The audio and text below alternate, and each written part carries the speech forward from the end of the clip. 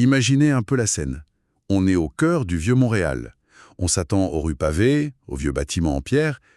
Et là, soudain, on tombe sur un véritable château. Un vestige de l'âge d'or du chemin de fer. Mhm.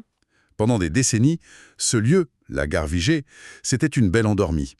Presque une ruine, vous savez, hantée par son passé. Oui, on s'en souvient bien. Et aujourd'hui, si on y entre, on n'y trouve pas de fantômes, mais des centaines de programmeurs. C'est le siège mondial d'un géant de la technologie. C'est un contraste qui est assez saisissant.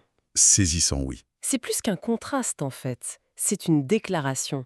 Et c'est un peu l'histoire qu'on va explorer aujourd'hui en s'appuyant sur les reportages de wikiresidence.ca et infodrone.ca. Exact. On ne parle pas juste de briques et de moriers, ou même d'une simple rénovation.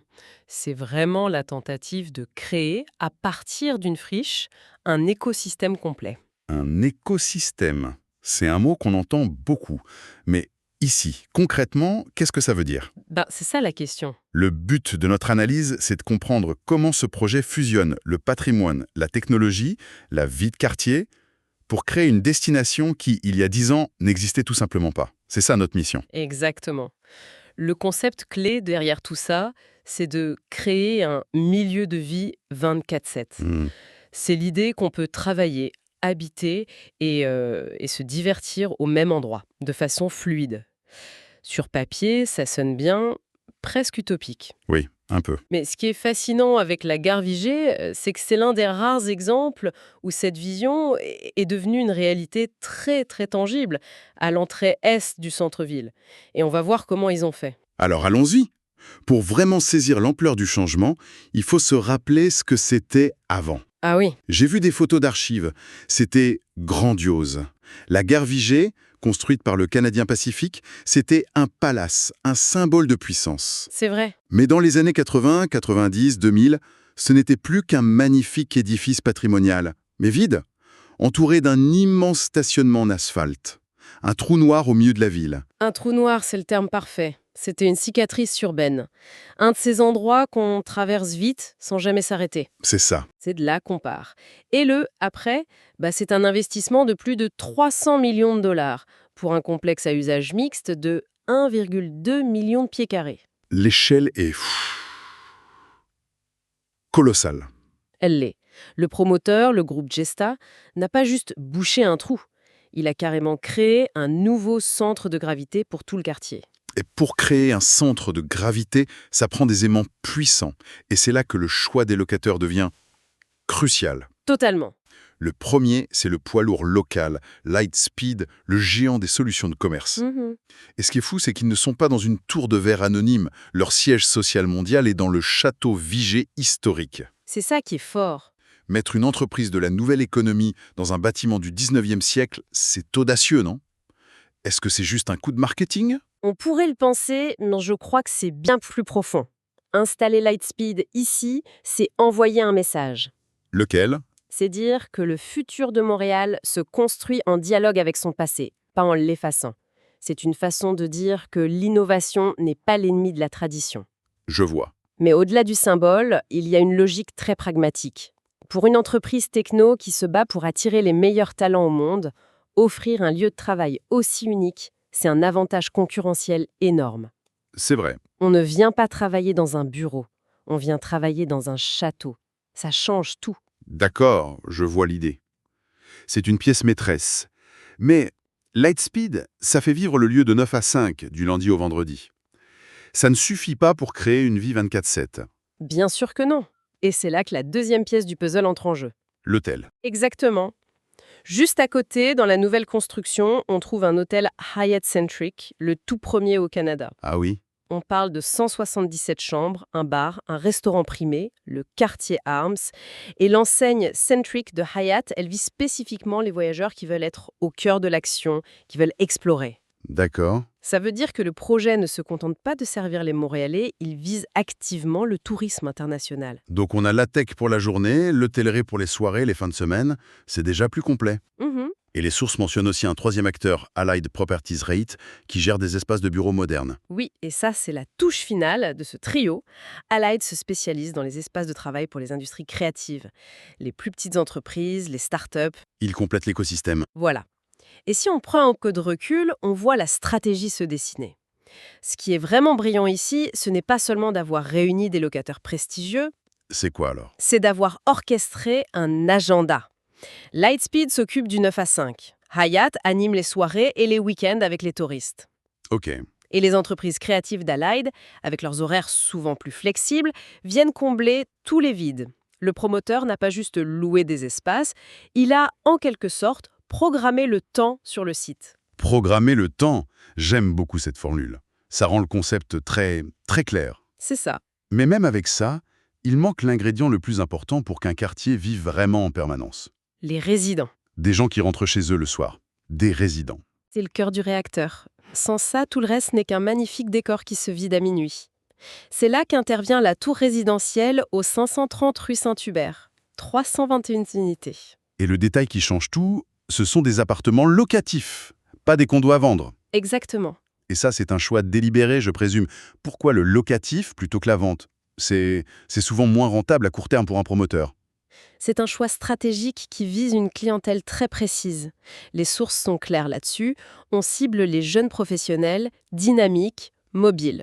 Genre, Pensez aux médecins et chercheurs du CHUM, le méga-hôpital juste à côté, ou aux employés du quartier de l'innovation. d'accord. Ces gens-là ne cherchent pas nécessairement à s'ancrer en achetant une propriété. Ils veulent de la flexibilité, des services, une solution clé en main. Le locatif haut de gamme répond parfaitement à ce besoin. Attendez, pour donner une idée concrète, les loyers pour les studios, ça démarre autour de 1 580 $. C'est ça. Ça peut sembler élevé, mais quand on regarde les services inclus, piscine sur le toit avec vue sur le fleuve, salle de sport ultra moderne, espace de cotravail, on comprend que ce n'est pas juste un appartement qu'on loue, c'est un style de vie. C'est exactement ça. Le produit est conçu pour une population qui a les moyens, mais qui valorise son temps plus que tout. Et c'est l'ajout de ces résidents. C'est l'ajout de ces 321 ménages, de ces peut-être 500 ou 600 résidents permanents, qui bouclent la boucle du concept 24/7. Ah, d'accord. Ce sont eux qui vont aller au café du coin le dimanche matin, au restaurant de l'hôtel en mardi soir, qui vont faire vivre les commerces toute l'année, même en février, quand il n'y a aucun touriste. C'est la clé. La densité résidentielle, c'est le ciment qui lie toutes les autres fonctions du projet. Sans elle, l'écosystème ne serait tout simplement pas viable à long terme. D'accord. L'architecture, disons, interne du projet est fascinante. On a les travailleurs, les visiteurs, les résidents. Mais pour que tout ça fonctionne comme un vrai quartier, il faut un lieu de rencontre, un cœur. Un espace public. Et c'est peut-être là que se trouve le succès le plus spectaculaire du projet. Quand on pense à ce secteur, on pense au béton, aux bretelles d'autoroute. C'est très minéral, oui. Et là, au milieu de tout ça, on tombe sur une cour intérieure de 36 000 pieds carrés. Une oasis. C'est une transformation radicale. Il faut vraiment insister là-dessus. Avant, c'était une mer d'asphalte. Un parking. Un stationnement de surface, une des pires utilisations de l'espace en milieu urbain dense. Aujourd'hui, c'est une place publique, avec des jardins, du mobilier design, des installations lumineuses conçues par la firme Light Emotion. C'est magnifique. Dans un secteur aussi minéralisé, comme le décrivent les sources, c'est-à-dire dominé par l'asphalte et le béton, l'ajout d'un espace vert de cette qualité, c'est une victoire sociale majeure. Il y a une citation dans nos documents d'un analyste en développement urbain qui m'a vraiment marqué. Ah oui?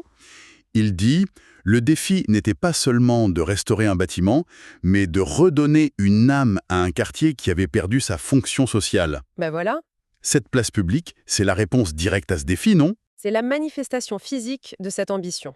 Cette place, elle accomplit plusieurs choses en même temps. Comme quoi? Premièrement, elle offre une bouffée d'oxygène. Un lieu de pause, de rencontre pour tout le monde, pas juste les usagers du complexe. D'accord. Deuxièmement, et c'est un point d'urbanisme plus subtil mais essentiel, elle agit comme un pont. Elle recrée une connexion piétonne qui avait disparu. Entre le CHUM et le Vieux-Montréal? Exactement, entre le pôle du CHUM et le Vieux-Montréal, jusqu'aux berges du fleuve. Avant, ces deux mondes se tournaient le dos. Maintenant, on peut les traverser de façon agréable et sécuritaire.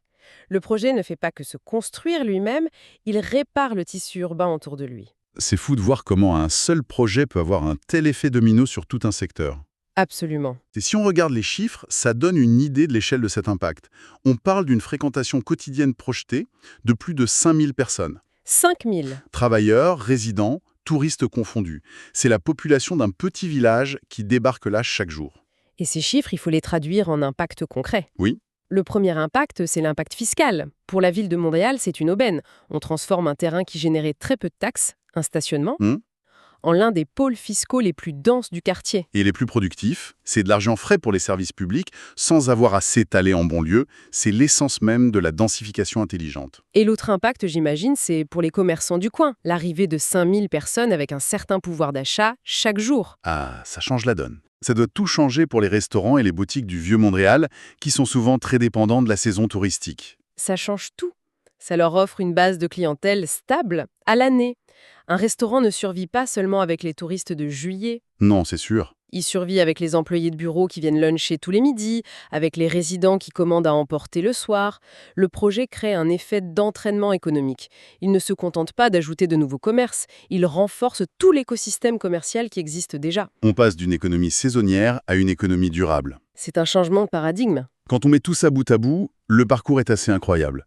On est parti d'un souvenir ferroviaire, d'un chef-d'œuvre architectural laissé à l'abandon, pour arriver à un microcosme qui est presque un symbole de la métropole moderne. Résiliente et intégrée. Un lieu qui intègre le travail, la vie, mes loisirs, le passé et le futur. Finalement, ce que ce projet démontre, c'est que la conservation du patrimoine, ce n'est pas une contrainte, ce n'est pas un fardeau. Au contraire. Quand c'est bien fait, ça peut être un levier de développement extraordinairement puissant, rentable économiquement et bénéfique socialement.